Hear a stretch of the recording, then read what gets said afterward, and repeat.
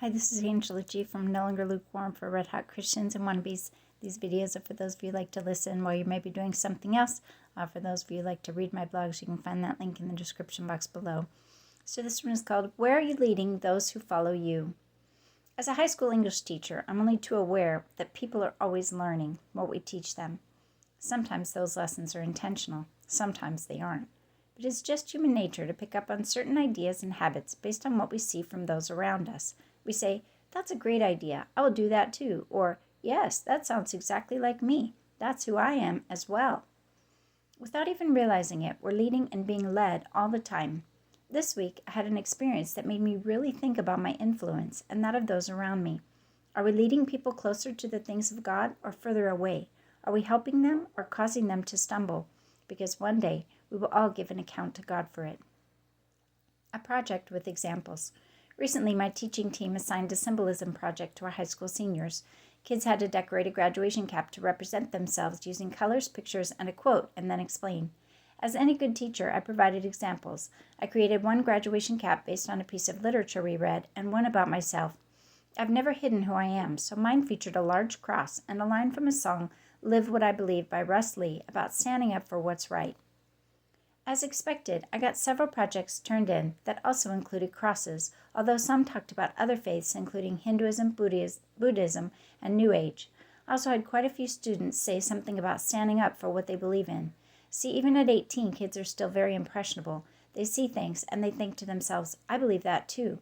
I understand my influence and pray fervently just about daily for God to help me create word handles or reference points for hymns to grab later in my students' minds. A very different example indeed. Even though I'm clear about my influence for good, this time something happened to really make me think about the other side of that coin. A student, I will call her Ariana, turned in her project on another teacher's template. When I asked her about it, she told me that she knew she had to work on the weekend, so she wanted to get her project done before that. Since all the senior English teachers do basically the same lessons, she got a copy of her friend's template who had the other teacher's class the day before.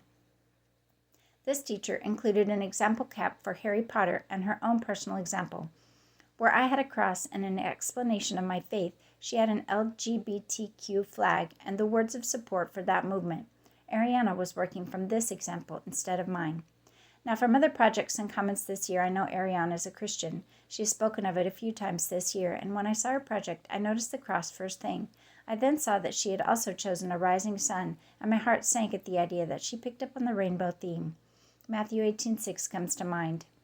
But whoever causes one of these little ones who believe in me to stumble, it would be better for him if a millstone were hung around his neck and he were thrown into the sea. Later, I went back and looked again and saw that it was a sunrise for new beginnings after graduation.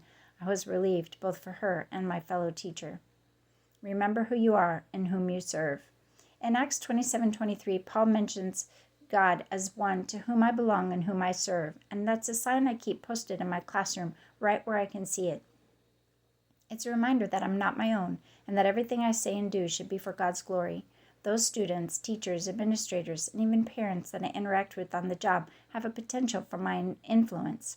How am I using it? Am I actively leading people toward God? Am I truly aware of the danger of the reverse? There's an old saying that goes, you may be the only Bible some will ever read. As Christians, people are watching us specifically to see if our words and actions line up with what we say we believe. They will be inspired by testimonies of God's goodness in our lives. They will also find excuses when they see us do things that don't line up with God's ways.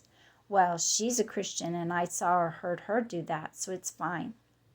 Think about your influence. Even those of us who don't deal with children in any capacity have a sphere of influence. We lead conversations with our neighbors, those at the doctor's office, the grocery store, and at work. Are we open with our faith, giving others permission to speak about God? Are we careful to protect our Christian witness, making sure not to cause those around us to stumble? It's a sobering thought, and one that I will definitely be praying about more from now on.